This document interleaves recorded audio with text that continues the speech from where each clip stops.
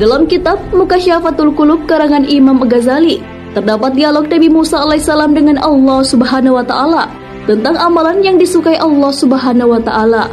Wahai Allah, aku sudah melaksanakan ibadah yang engkau perintahkan. Manakah di antara ibadahku yang engkau senangi? Apakah salatku? Allah Subhanahu wa taala kemudian menjawab, salatmu itu hanya untukmu sendiri, karena salat membuat engkau terpelihara dari perbuatan keji dan mungkar. Nabi Musa alaihissalam pun bertanya lagi, apakah Allah menyukai zikir yang dilakukan Nabi Musa alaihissalam? Allah pun menjawab, zikirmu itu untuk dirimu sendiri, karena zikir membuat hatimu menjadi tenang.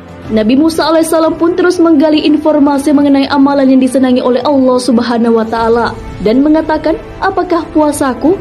Kemudian Allah Subhanahu wa taala menjawab, puasamu itu hanya untukmu saja, karena puasa melatih diri dan mengekang hawa nafsu. Tak sampai di situ, Nabi Musa alaihissalam masih bertanya, lalu ibadah apa yang membuat engkau senang ya Allah? Allah pun menjawab, sedekah. Tak kala engkau membahagiakan orang yang sedang kesusahan dengan sedekah, sesungguhnya aku berada di sampingnya. Dari dialog tersebut, ibadah-ibadah seperti sholat, puasa, dan zikir tidak menjamin Allah senang kepada kita, walaupun pahalanya tinggi. Ibadah-ibadah tersebut hanya berdampak bagi diri sendiri, tapi tidak berdampak kepada orang lain.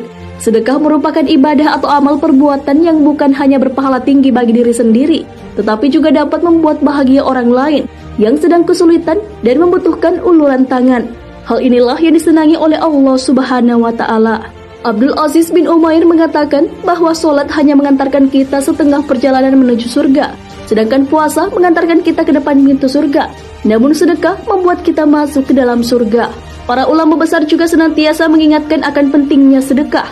Apabila seseorang yang hanya fokus dengan ritual ibadah untuk diri sendiri, seperti sholat, puasa, dan zikir, hal itu belum menjadi upaya untuk mencintai Allah Subhanahu wa taala.